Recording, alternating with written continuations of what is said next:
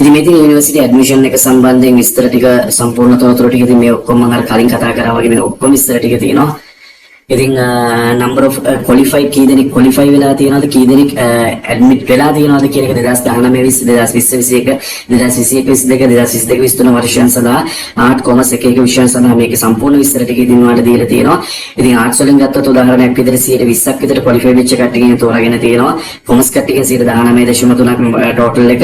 මේකෙන් female කට්ටිය කොච්චරද percentage එක මේ සම්පූර්ණ විස්තරය තියෙනවාට බලා ගන්න පුළුවන්. overall ගත්තොත් ඒක නිසා ඔයාලට බලා ගන්න පුළුවන් 2022 23 වර්ෂයේ සඳහා සම්පූර්ණයෙන් ගත්තොත් 1,66,967ක් qualify වෙලා තියෙනවා. මේකෙන් හැබැයි 43,978ක් campus වලට select වෙලා තියෙනවා. ඉතින් ඔයා A level කරපු අවුරුද්දත් එක්ක මේක වෙනස් වෙන්න පුළුවන්. මොකද මේ තොරතුරු තාම දාලා නැති නිසා මේවා ඉස්සරහදී ඔයාට එන්න තියෙන්නේ. හැබැයි ඔයාට අවබෝධයක් ගන්න පුළුවන් ඔයාගේ rank එකෙන් ඔයාට campus යන්න පුළුවන් වේද කියන එක.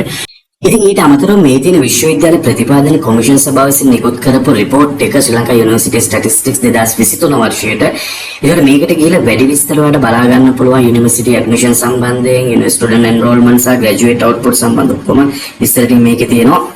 ඉතින් මේකේ ඇවිල්ලා යුනිවර්සිටි ඇඩ්මිෂන් එක සම්බන්ධයෙන් number of students qualify වෙච්ච කී දෙනෙක් ඉන්නවද 2022 23 වර්ෂයේ සඳහා undergraduate ඇවිල්ලා කේකට programs සඳහා කොච්චර මොනවාද undergraduate admission by district wise කොච්චරද මෙන්න මේ ඔක්කොම විස්තර ටික තියෙනවා. අර ගිහලා බලා ගන්න පුළුවන්. මම එකක් පෙන්නන්නම් ඔයාලට. කොළඹ ඇවිල්ලා 8770ක් ළමයි කැම්පස් යන්න පුළුවන් වුණා. ගම්පහින් 7065ක් කැම්පස් ගියා. කුරුණෑගලින් 4295ක්, කැන්ඩි 4270ක්, ජැෆ්නා වලින් 3330ක් ඔන්න විදිහට දිස්ත්‍රික්ක 20 ගානෙම ළමයිට කැම්පස් යන්න පුළුවන් වුණා. ඉතින් මේ තියෙන විශේෂයෙන්ම 2022 23 වර්ෂයේ මත ඒ වගේ A level stream එක අනුව කී දෙනෙක් කැම්පස් වලට සිලෙක්ට් වුණාද කියලා. ඉතින් ඔයාගේ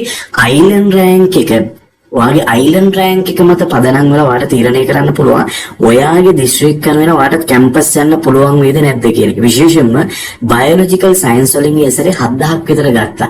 එහෙනම් ඔයාගේ island rank එකත් මෙන්න මේ ගානේ වගේ අතර ඉන්නවා නම් biological වල ඔයාලට කැම්පස් යන්න පුළුවන් වෙයි.